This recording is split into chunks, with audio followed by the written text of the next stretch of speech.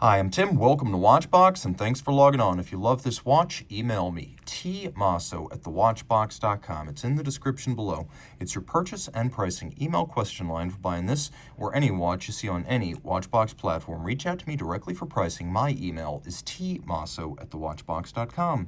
Today, we're discussing a watch launched as you see it here in 2020. This is the TAG Heuer Autavia, a chronometer that is more of a field watch than a timing instrument. The original 1962 Autavia was a chronograph geared towards, you guessed it, automobiles and aviation. And this watch is in some ways an homage to that, but it really feels more like a modern interpretation of a field watch and a field chronometer. And we'll talk a little bit about that in a moment.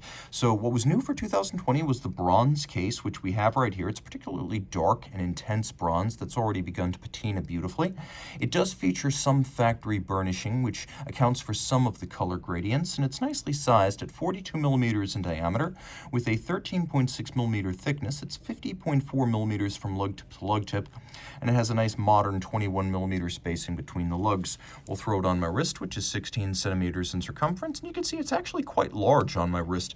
I recommend your wrist be at least my size to wear this well, because as you'll note from over the top, I don't have a whole lot of clearance. The lugs are right out to the edge there. Any smaller a wrist and they'd be overlapping.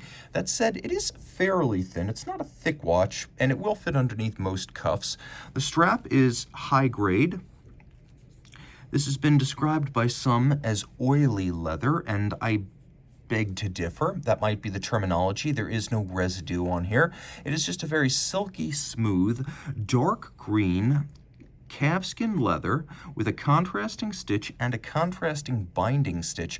The cut of leather, as you can see in the sheer-sided construction, the cut side, it is quite thick. You get a lot of leather here, and then on the bottom, it is black calfskin. We have a matching bronze burnished TAG Heuer branded buckle, and then something you might not have expected, which is a quick release system for the strap. Now the way this works is it has conventional 21 millimeter lug spacings, so if you want to put a different strap on this, you absolutely can. What's nice here is that you get all the advantages of a quick change strap, and there are many options for this watch within the TAG Heuer catalog, but you still have the option to fit an aftermarket strap if you want to. You're not locked into some sort of proprietary strap like on a Cartier Santos or an IWC Aqua Timer. So this is really a clever system that adds a lot of value. Now the case is simple. Squared off ends, there's a little bevel along the lug shoulders, no crown guard. There's a double row knurling on the crown along with a TAG logo or a TAG shield outboard. The satination of the case is unusual in that it's vertical satination. Usually these long case bands feature a longitudinal satination, but everything is satin, which gives this a nice muted aged look. There's nothing really shiny until you get to the bezel, which includes a black ceramic cap. So that's highly scratch resistant. It's going to act as your heat shield for the rest of the watch, protecting it from scratches and scuffs. Now this is a bi-directional timing bezel, so like I said, it's more of a comprehensively equipped field watch than a light-duty diver. A diver would need to have a unidirectional bezel. We'll take a quick look at the loom, and there is plenty of loom, with the exception of the bezel, which is not loomed. That said, we do have 3 loomed hands, so you know in the dark whether the watch is running, and a good measure taken in the design of this dial was to double up the luminescence with loomed indices as well as numerals.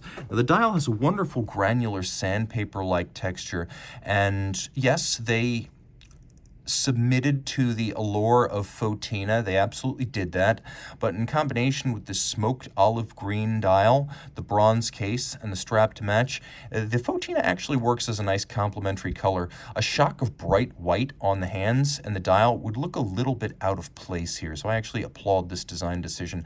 You can see that the dial has impressive depth, as there's a flange outboard that acts as your reference for reading minutes and seconds, but also as a little step down where you can mount rhodium-plated steel applique indices. While it is a printed dial as far as numerals are concerned, it does have applied indices on the flange.